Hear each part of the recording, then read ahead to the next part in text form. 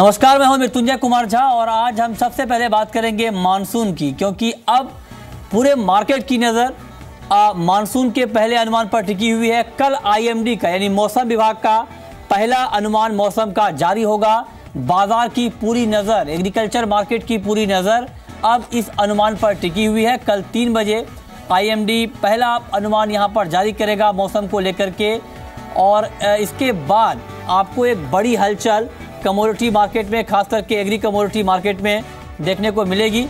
और कल ये अनुमान जारी होगा। हालांकि इससे पहले जो स्काईमेट का अनुमान आया है उसमें ये कहा गया है कि इस साल सामान्य से कम बारिश की आशंका है, लेकिन सरकारी अनुमान, पहला आधिकारिक अनुमान कल जारी होगा 3 बजे।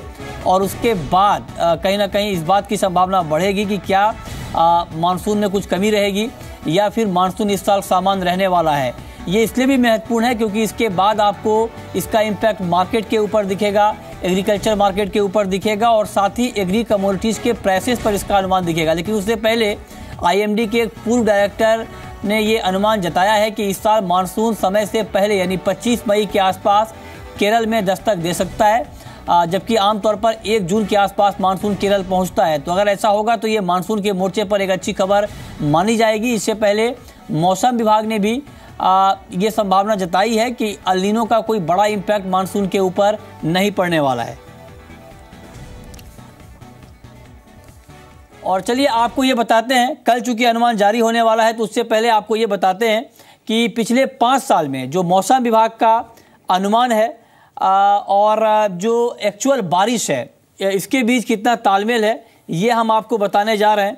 और अगर हम देखें तो यहाँ पर 2012 में मौसम विभाग ने पहले अनुमान में 99% बारिश की संभावना जताई थी। 2016 में 106% बारिश की संभावना थी, जबकि वास्तविक बारिश 97% हुई थी। 2015 में 93% बारिश का अनुमान मौसम विभाग ने जताया था पहले अनुमान में, और एक्चुअल जो बारिश हुई वो 86% हुई। इसके अलावा 2014 में 96% बारिश का अनुमान था, जो कि वास्तविक बारिश जो है 88% हुई, 88% मानसून रहा।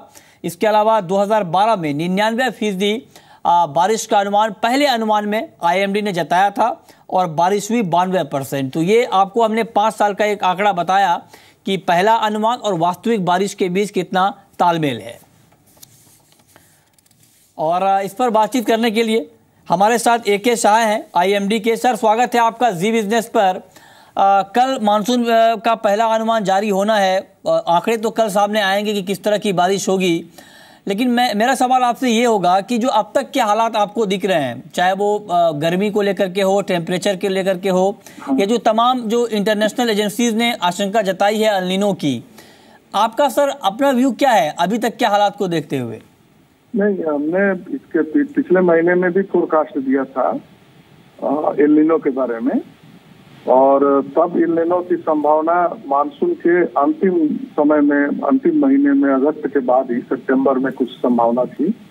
लेकिन अभी जो हमारा फोरकास्ट फिर से रिलीज हुआ है 3 दिन पहले, उसमें एल नीनो की संभावना पिछली बार की संभावना से थोड़ी कम ही हुई है, ज्यादा नहीं हुई है। अच्छा, तो एल नीनो तो आने की संभावना है, लेकिन ये मानसून सीजन के अंत में है, इसलिए सबसे पहले तो जून जुलाई में कोई इफेक्ट इसका नहीं होगा।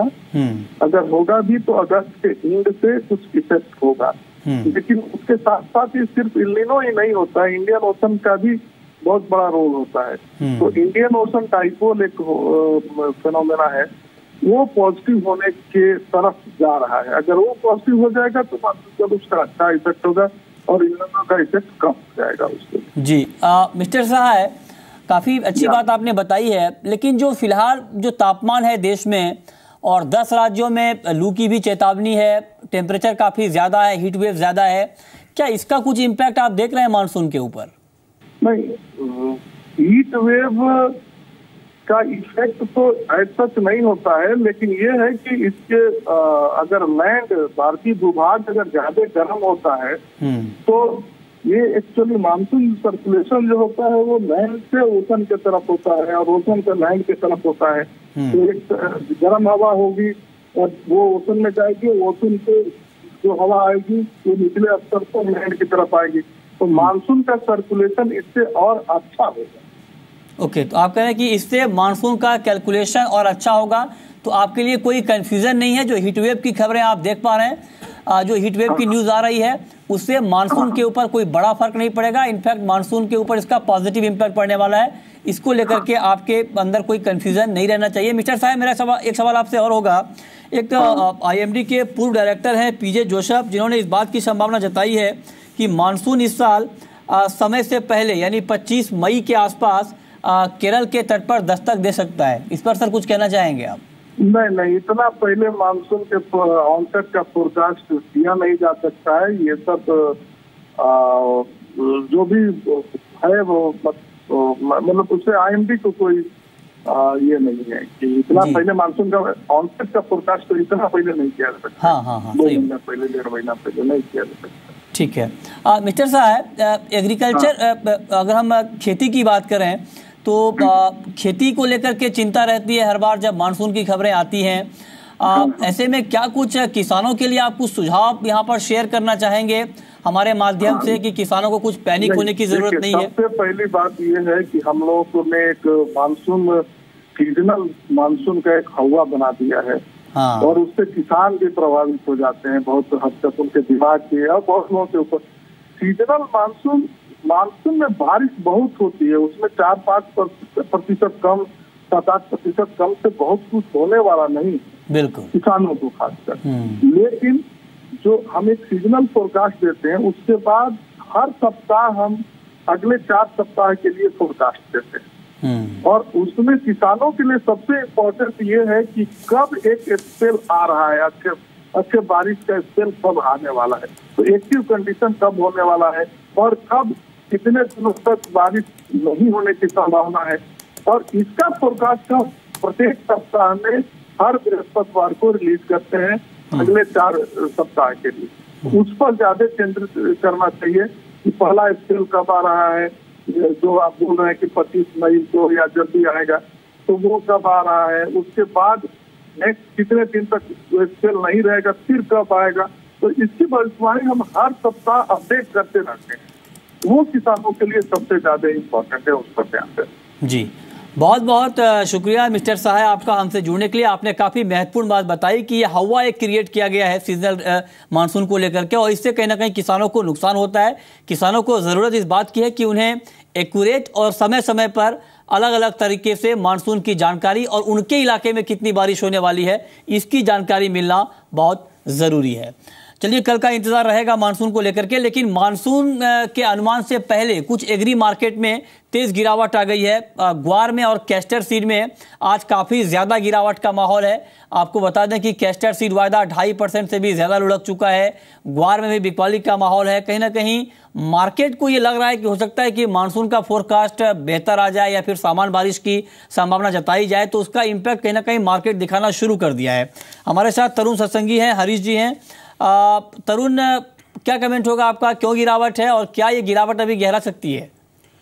Good morning Mrityunjay. I think castor seed के अंदर जिस तरीके से स्पेशल मार्जिन लगाया, तभी से हमने देखा है एक जो अपसाइड मोमेंटम वो थमा है। एंड कहीं ना कहीं हायर लेवल पर गवर्नमेंट इंटरवेंशन का काफ़ी ज़्यादा फियर है, जिसकी वजह से जब भी प्राइस बढ़ते हैं और ऑफ लेट वो सेलिंग में टर्न हो जाते हैं। तो सर्टेनली देखिए मानसून कैसा रहेगा कैसा नहीं रहेगा, इट्स वेरी टफ टू से एज ऑफ नाउ, क्योंकि फॉरकास्ट भी आता है, उसका ज़्यादा इम्पैक्ट अभी नहीं पड़ेगा। जब मानसून का ऑनसेट होगा उस समय एग्जैक्टली कैसा रहता है उसका ज़्यादा फर्क पड़ेगा।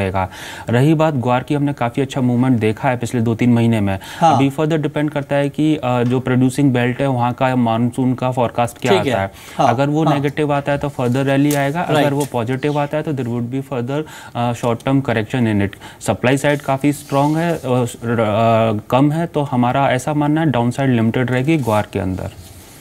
जी, इस पर बातचीत करने के लिए हमारे साथ बीरेन वकील हैं पैराडाइम कमोडिटी के, और साथ ही प्रेरणा देसाई हैं। आप दोनों का बहुत बहुत स्वागत है कार्यक्रम में। बीरेन वकील, मेरा पहला सवाल आपसे ये होगा कि क्या आपको लगता है जो कल चूंकि मानसून का अनुमान आना है उससे पहले मार्केट में ये गिरावट जो आई है, ये किस बात के संकेत आपको दिख रहे हैं?